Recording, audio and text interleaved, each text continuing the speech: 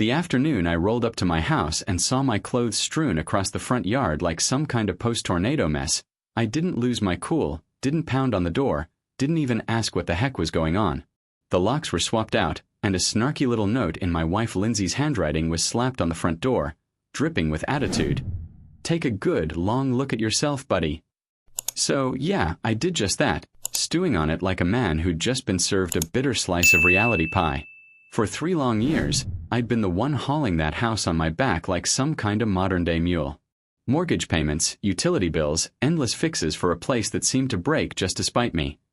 All while Lindsay and her 3 sisters, unemployed and acting like royalty, sprawled out inside, sipping iced lattes and preaching about family. Family, my foot. Real family doesn't gang up on you like a reality show plot twist. They don't kick you to the curb just for asking for a little backup. I sat them down one night, laid out the cold, hard numbers like a surgeon breaking bad news. We were hemorrhaging cash, and I told them straight up, if y'all expect me to keep footing this bill solo, something's gotta give. Lindsay stared at me like I was spouting alien gibberish. Her oldest sister gave me the world's most dramatic eye roll, and the youngest snorted like I swear she thought it was some kind of joke. 2 days later, boom, I was out, my stuff tossed like yesterday's trash. Things weren't always this ugly. Back when it was just me and me, we were head over heels, dreaming up a life together, all starry-eyed and mushy. Then her sisters showed up, all were just crash for a bit, after one of them got dumped.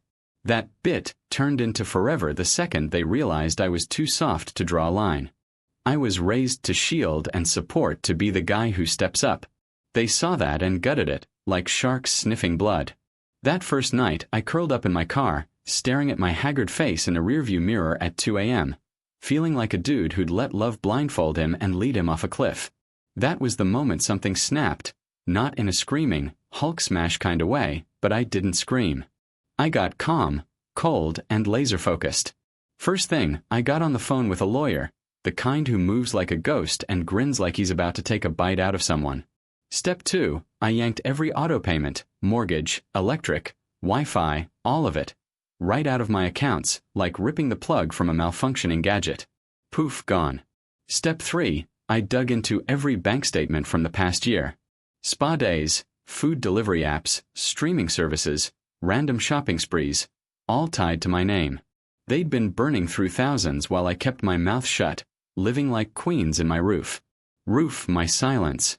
Not anymore. I started collecting proof, screenshots, texts, recordings, even security cam clips.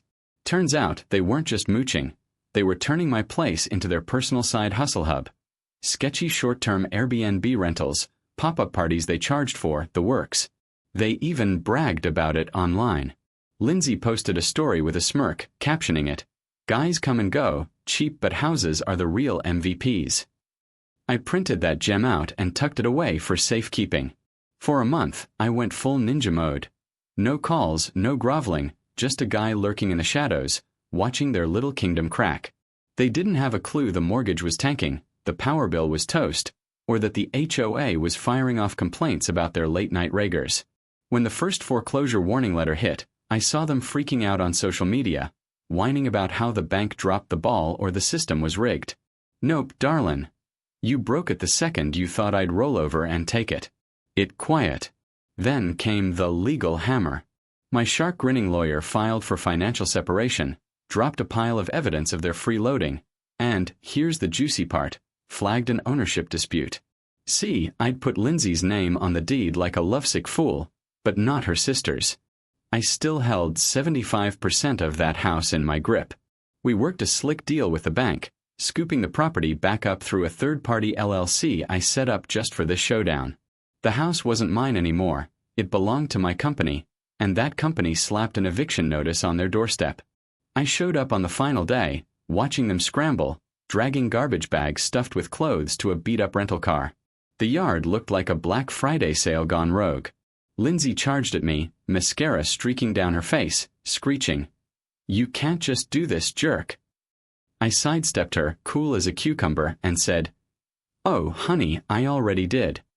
Her sisters joined the chorus, hurling insults, fake crying, and tossing out empty threats while the neighbors gawked like they'd bought front-row tickets to a soap opera finale. I strolled up the porch, jingled my keys, and unlocked the door. You changed the locks. Lindsay shrieked, practically spitting venom. Nah, I said, smooth as silk. I changed the whole dang game. Inside, the place was a disaster. Scratched up floors, stained counters, like they'd thrown a frat party and forgot to clean up. Didn't faze me. I clicked the locks shut, leaving them stunned on the lawn, exiled in a twist of poetic justice. Through the window, I caught Lindsay's "I won last time." Her lips mouthed. How could you? I didn't say a word, but in my head I whispered, take a good, long look at yourself, sweetheart. It took weeks to whip that house back into shape. I gutted it room by room, torching the sheets, slapping on fresh paint, scrubbing out every trace of their chaos. Lindsay kept blowing up my phone. Angry voicemails one day, fake sorry texts the next. I didn't bite. She'd taught me something big. Love without limits turns you into a doormat. She thought my kindness was an ATM. Now she's flat broke. The wild thing is, I don't hate her. Hate would mean I still care, but I'm done. I feel scrubbed clean, sharp, and free as a bird. They told me to reflect, and I did. Came out colder, wiser, and ready to roll. Regret? Nah. Only thing I'm kicking myself for is not pulling the plug sooner.